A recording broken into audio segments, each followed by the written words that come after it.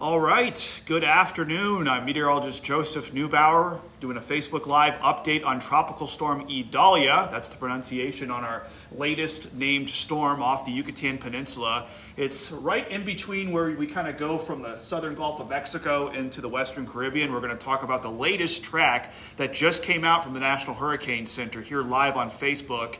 Not really going to have much time to answer questions, but you can certainly ask questions and I'll jump in to the comment section and maybe go one by one individually answering questions if you do have them. I'm going to wait for a few more people to get in. We'll be up to maybe close to 100 now. All right, so we're getting kind of a crowd. I'm just going to jump on in. I might go backwards a little bit just so people that are joining instantaneously can get the latest information, but I'll just jump ahead. Here it is, a messy tropical storm Idalia, right there between the Caribbean and the southern Gulf of Mexico. We also have Hurricane Franklin with an eye there in the western Atlantic as well. Here's the track on Tropical Storm Idalia, a little bit far away, but you can see still heading towards the Big Bend region of Florida, the Florida Panhandle. We're talking about Apalachicola to Cedar Point. We have Tallahassee in this cone of uncertainty as well. We also have Tampa Bay on the eastern end of this cone of uncertainty too. One difference is that this has shifted a little bit further east. Our portion of northwest Florida, right where my index finger is no longer in this cone or even close to this cone. And Panama City Beach, they've been taken out of the cone of uncertainty as well. And one other update, besides the eastern shift, is that we're now up to Category 2 winds, 100-mile-per-hour winds at landfall overnight Tuesday into Wednesday morning. As we take a closer look at this cone, you can see really right there splitting between Apalachicola and Alligator Point, and then kind of winding up as far east as Tampa Bay. That's a good way to look at it, with the very middle kind of going right into the Big Bend as it kind of bends up the coastline, all that warm water right in this area. Wednesday morning, really early on Wednesday morning for possible impacts. We also have Gainesville, our Florida Gator fans. Yeah, they're certainly keeping an eye on this as well for the middle portion of the upcoming work week. What we know right now is it really does seem like the Big Bend and the Panhandle, they're under the gun for this. And the Florida West Coast, that just got done dealing with Hurricane Ian last year, they could see impacts being on the dirty side or the eastern side of this potential hurricane. A lot of uncertainty for strength. This could go a little bit higher.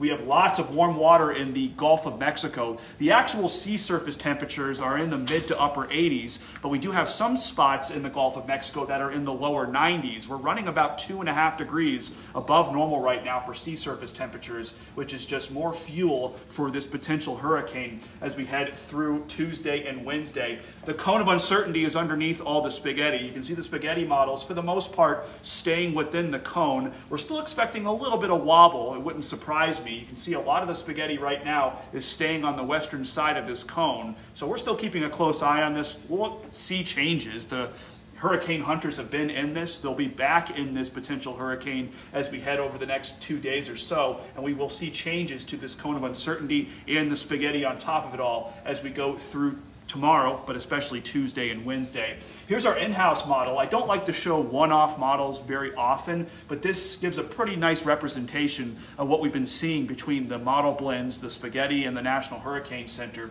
This is our in-house model. You can see as we head into Tuesday evening, and then Wednesday morning, it does kind of ride up the west coast of Florida, bringing severe weather, storm surge, and wind to the western coast of Florida. Tampa Bay maybe dealing with a little bit of storm surge, or a lot of it. It just depends. If this thing wobbles back and forth 50 or 40 miles, that can make a huge difference on the potential storm surge we see across the Big Bend. But ultimately, the worst of the wind right now seems to kind of hone in on that Tallahassee, Gainesville area, right along the coastline of the Big Bend and just to the east of Apalachicola and Alligator Point. So that's where we have the best chance for impacts, the highest impacts in the areas shaded in red in and around Tampa Bay and as far west as Alligator Point in the Apalachicola area. And then we're still watching for wobbles. That's why we keep Panama City Beach.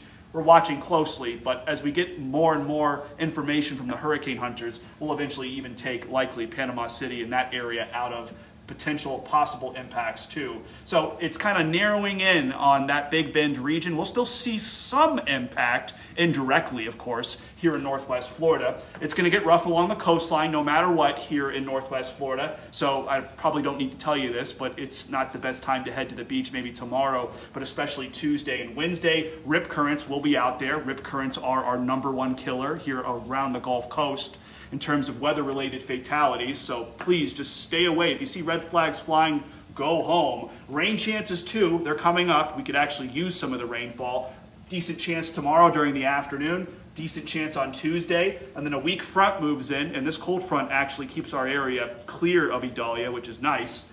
And then we'll kind of hover around a 50-50 chance for the rest of the work week. Here's Franklin, by the way. Franklin was our second hurricane of the season. Could come up to Category 4 strength as it passes to the west of Bermuda. And we're also watching one spot off of Africa with low formation chances. So we have Idalia, Franklin, one spot we're watching. We have a live show coming up on WEAR News, ABC at 5 p.m. We're going to talk about a whole lot more than just Idalia. We'll bring you some new graphics as well and the latest updates live on Channel 3. I hope you'll join us.